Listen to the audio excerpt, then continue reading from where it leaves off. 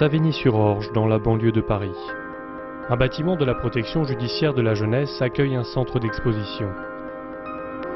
C'est dans ces murs, encore fortement habités par leurs anciens pensionnaires, que l'Association pour l'histoire de la protection judiciaire des mineurs a voulu créer Enfants en justice.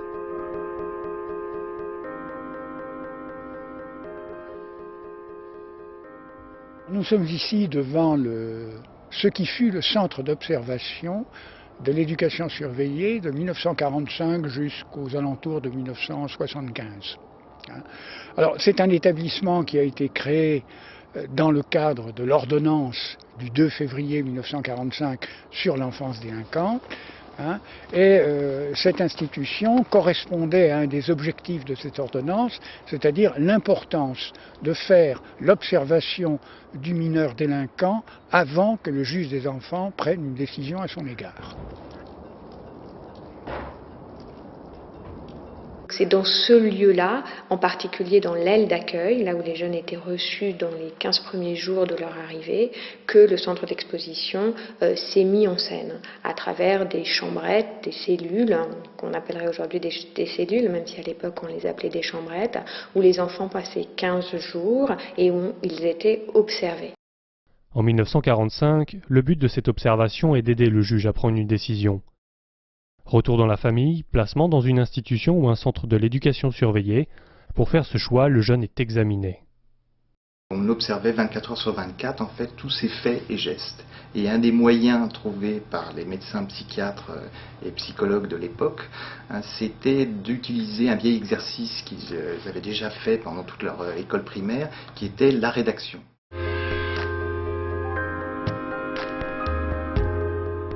Je ne pouvais croire que des garçons de mon âge allaient très souvent voir le juge. Arrivé au centre vers 7 h le soir, j'ai mangé avec un autre camarade. Et à moi, ce qui ne va pas, c'est les barreaux qu'il y a. Sincèrement que l'on mange très bien au centre. Quand nous sommes dans la salle de jeu, nous ne sommes pas libres. Il y a toujours des barreaux aux fenêtres. On ne peut pas sortir dehors. La porte est fermée à clé. L'enfance irrégulière, c'est aussi l'histoire de sa prise en charge par la société. Prise en charge qui a commencé il y a seulement 2 siècles. Il y avait la petite Roquette, la prison, il y avait la colonie pénitentiaire ou le placement en famille rurale par les sociétés patronage. Ensuite, à l'époque, il n'y avait pas d'éducateur, il n'y avait pas de juge des enfants, il n'y avait pas d'assistante sociale, et c'est tous ces professionnels spécialisés pour l'enfance qui petit à petit sont intervenus. Une institution pour l'enfance pouvait recevoir jusqu'à 400, 500 jeunes ensemble dans une même institution. Aujourd'hui, on est revenu sur cette idée-là. C'est des petits effectifs, on pense beaucoup plus des petits foyers pour des petits groupes. À l'entre-deux-guerres, les conditions de vie dans les colonies agricoles pénitentiaires sont dénoncées. Cette crise des bagnes d'enfants prend une ampleur nationale avec la révolte de Belle-Île-en-Mer.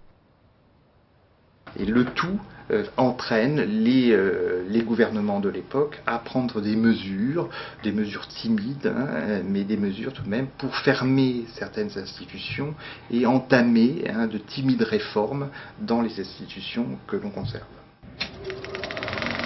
Depuis quelques années, le nombre des enfants condamnés s'est aggravé du fait de l'occupation dans des proportions effarantes. Mais cette porte ne mènera plus à des prisons. Le bagne d'enfants est mort. La véritable réforme n'interviendra qu'après la Seconde Guerre mondiale. On ne parle plus de châtiment, mais de rééducation. C'est justement l'époque où François Truffaut est pris en charge par l'éducation surveillée. 10 ans plus tard, en 1959, il réalise les 400 coups. L'éducation, l'instruction, on essaie de... Clin d'œil de l'histoire, il demande à les filmer à Savigny, mais l'autorisation lui est refusée.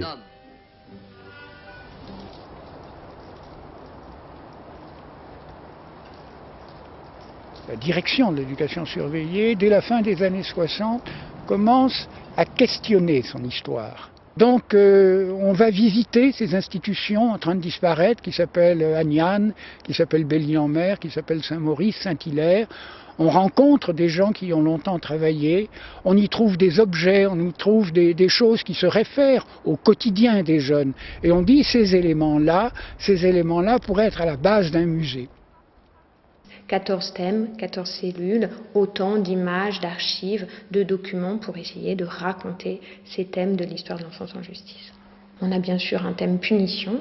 La punition fait partie intégrante depuis le 19e siècle de la prise en charge des enfants de justice. On a varié les punitions. On a eu à certains moments la grande histoire des mitards, la camisole de force. On a ensuite eu des billets pour punir plus chimiques, comme le gardénal, mais la punition, ça fait partie intégrante de cette histoire de la justice des enfants.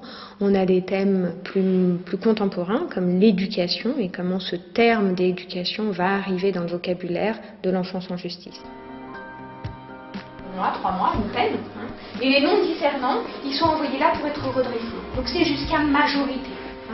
À l'époque, on est majeur pénal à 16 ans.